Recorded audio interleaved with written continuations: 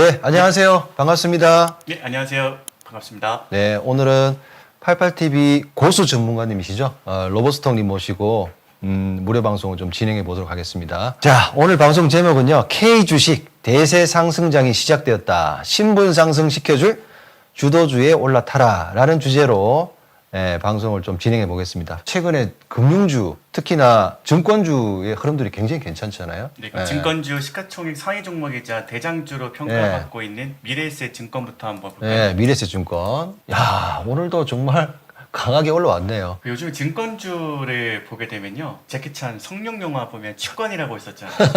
네, 한잔 하시면서 이제 무술하시는. 네, 네. 아, 정말 그 치권 보는 것 같이 올라가는 것 같아요. 정말 재미있는 게 거래량도 그렇게 많이 터트리지도 않고 이 가격이 이렇게 올라왔는데도 2만 원이 안 됐대요.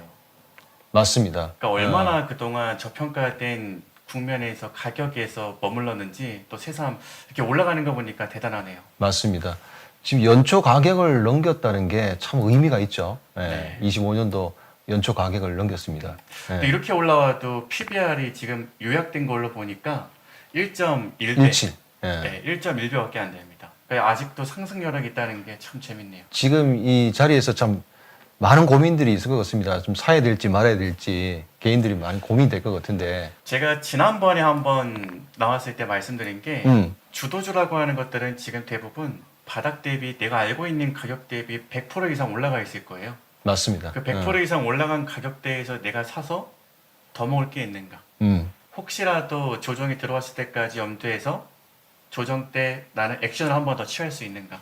뭐 보유 내지 한 번 더 추가 매수 가능한가? 그러니까 이런 것들을 좀 고민을 많이 해봐야 되고, 이게 부담된다 그러면은 1등만 있나요? 네, 2등, 3등 그렇죠. 있잖아요. 네. 특정 종목을 언급하기 좀 그런데 삼성증권 같은 경우에도 삼성증권. 제가 볼 때는 아직 상승 여력이 좀 더 있다고 보거든요. 삼성증권 같은 경우에도 그렇고 시가총액이 그래도 아직까지는 상당히 저평가 국면인 중소형 증권사 종목군들도 꽤 있는 것 같아요. 그러니까 이들 종목으로 분산을 해놓으시면은 증권주는 금융주는 아직 먹을 게 좀 더 남아있다. 그렇게 보여져요. 참고하시기 바랍니다. 네. 아, 정말 미래에셋 증권을 보니까 예전에 88년도 그 트로이카 장사이잖아요. 83년도부터 굉장히 많은 시세를 냈었잖아요. 네네네. 각도 자체가 지금 그런 각도가 나오고 있는 것 같아요. 그러니까요. 네. 상당히 무서운 각도. 다음 달 초면은 상법 개정안이 통과될 걸로 예상이 되고 있는데, 사실 일본 제가 잠시 뒤에 상법 개정이 통과되고 나서 어떤 시세가 펼쳐지는지 말씀을 좀 드리고 싶었어요. 그러니까 우리 장도 지금 보면 상법 개정 통과된다는 기대감 하나만 가지고도 증권주가 금융주가 올라가고 있잖아요. 예, 일본 정치도 상법 개정에 대한 혜택을 많이 본 거죠. 많이 받았죠. 네, 본격적으로 혜택을 받은 거는 2016년도부터였고, 지금 여러분 5000P에 대한 기대감이 있으신가요? 제가 볼 때는 아니에요. 물론 여기 부자아빠님 유튜브에 오신 분들은 중고수 이상 분들만 오시기 때문에 분명 장에 대한 기대감이 있을 거예요. 근데 대부분의 분들은 그렇지 않아요.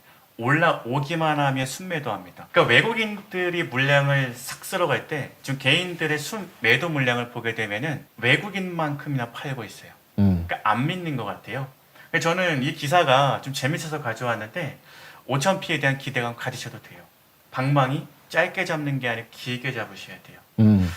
이유는 두 가지가 있어요. 첫 번째, 그동안 한국 증시의 디스카운트 된 여러 가지 요인 중에 하나가 역시 기업들의 지배구조, 거버넌스 문제였습니다. 그러니까 제가 일본의 상법 개정 얘기를 간략하게 좀 해드릴게요.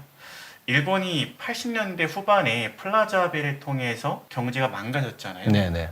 미국의 압박으로 인해서. 네. 그리고 나서 2000년대부터 경제가 좀 살아날라 그러면은 다시 주저앉고, 살아날라 그러면은 주저앉고.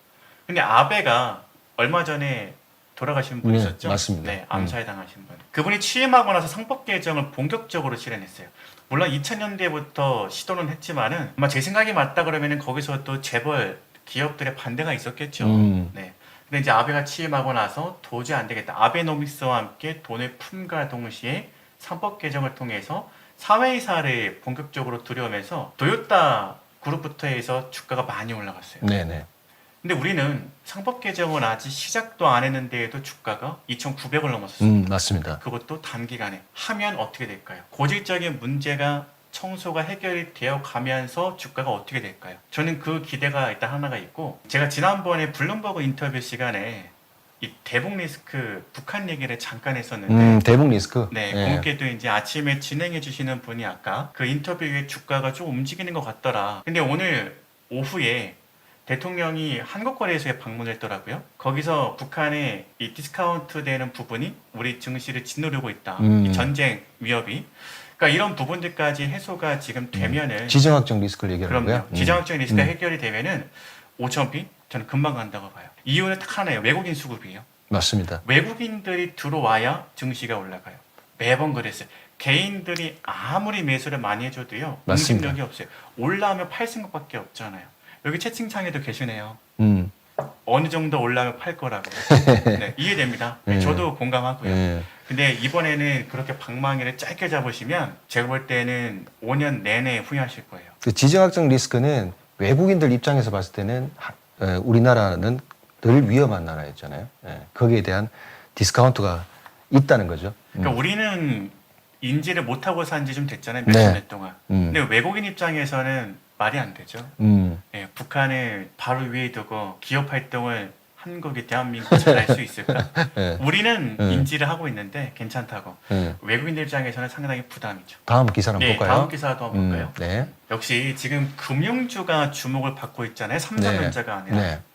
지금 금융주 중에서도 은행주만 올라가는 게 아니고 보험주도 올라가요. 그렇죠. 근데 이게 지금 과연 단순히 실적이 좋아져서 아닙니다. 단순히 지금 금리 인하 기대감 때문에 언론에서는 그렇게 얘기할 수 있잖아요. 이론적으로는 아니에요.